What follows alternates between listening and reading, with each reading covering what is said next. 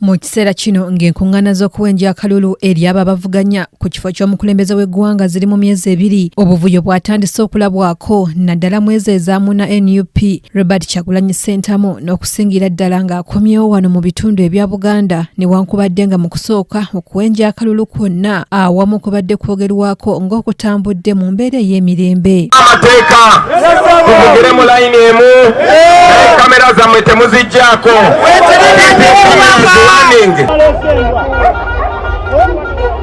Kati Obwakabaka buvuddeyo ku nsonga eno ne buvumirira obuvuyo butandise okulabwako mu kampeyini nga bwagala gavumenti eya wakati ekome ku bakuumaddembe ku lyanyi lye batandise okukozesa ku b'oludda oluvuganya. Eri pulezidenti era omuduumizi w'eggye ery'oku ntikko kubanga yali muki mu buyinza ye pulezidenti w'eggwanga akome ku bakuumaddembe okuluganya abavuganya gavumenti. Olaba ntebo Kyagulanyi Ssentamu abanno empeera abakuumaddembe gye beeyisaamu nga si yeegwanidde ne tubiraba ku lunaku lwokubiri emukono.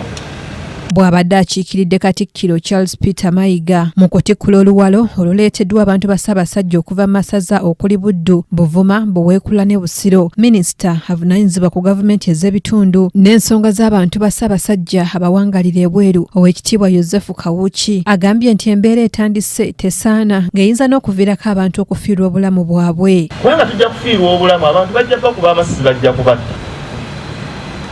Kijja kubaawo twakiraba omwaka oguwedde 18 Novemba no mu kulonda okwa 18 Novemba 2020 abantu baafa sadduka amasasi akoonya omuntu. Kulamu bujja kuggwawo abantu eddembe lyabwe lijja kubaggwako.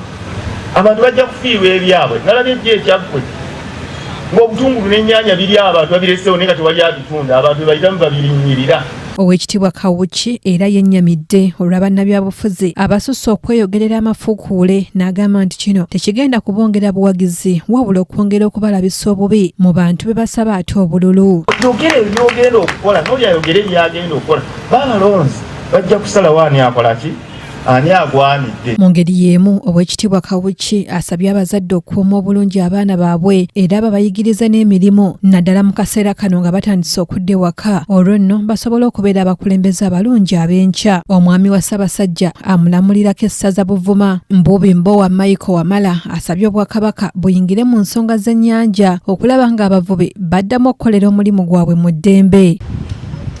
Tusaba Katikkiro nti ensonga y'ennyanja wandibadde Oweekitiibwa ogiyingiramu naawe n'osobola okwongera oba oli awo okuluŋŋamya gavumenti ku nkola ki gye yandibadde ekwatamu ennyanja okutereera.